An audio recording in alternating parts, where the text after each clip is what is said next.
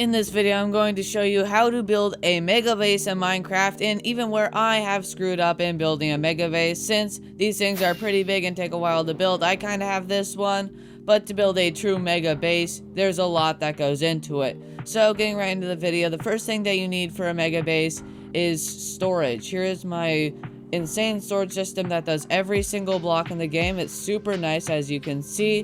There is a storage for every block, or it did get blown up, which sucks, but this is a super important thing to have in your mega base. I mean, what kind of mega base is it without storage?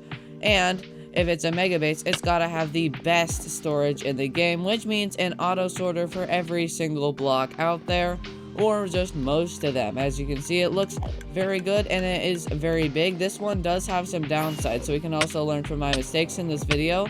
As you can see, it's so long that these corridors are so long that the items at the edge of the corridor or the end of the corridor don't actually load, so items and hoppers will get stuck when you're trying to send them through. So if you're building your own, you definitely need to make it more stories and just less long, since that would circumvent this issue.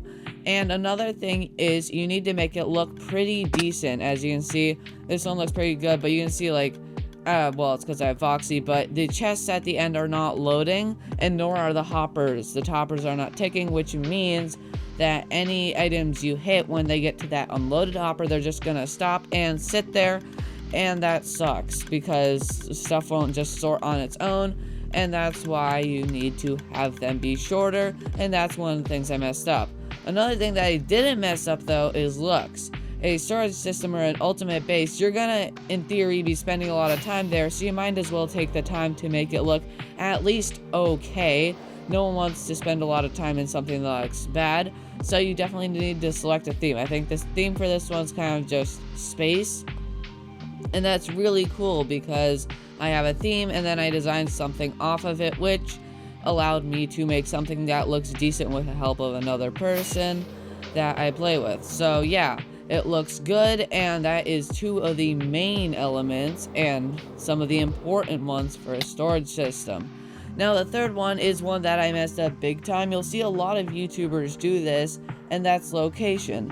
What is the point of putting a storage system in the end when it takes you forever to get to it? I just don't come here very often because it is so far away from spawn.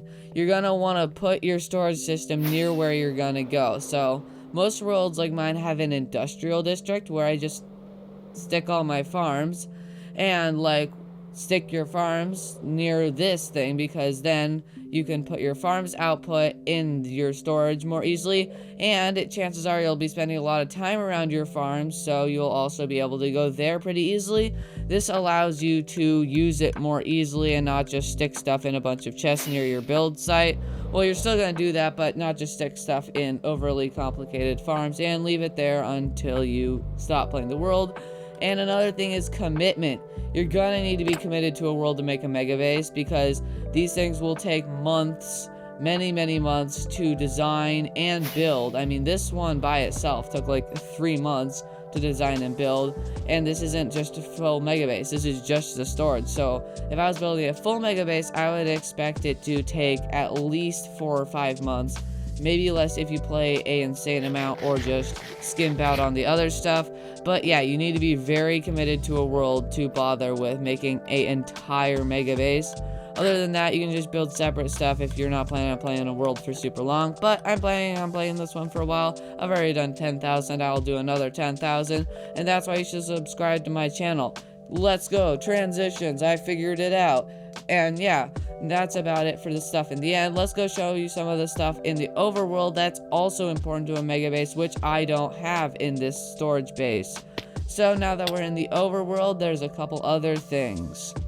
Now that we're in the overworld, you should also have something like a crafter, an auto crafter, because now with the addition of, I think it was 1.21, they were added, which makes your life a lot easier than having those insane chonk, weird, jank, overcrafter things that we tried to make before we got 1.21.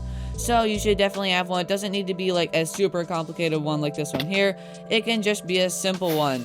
So yeah, this is a simple auto crafter, and I feel like it is pretty important to have because you're probably going to be crafting some bulk stuff, since if you're making a mega base, you're probably also making some pretty big builds in other places.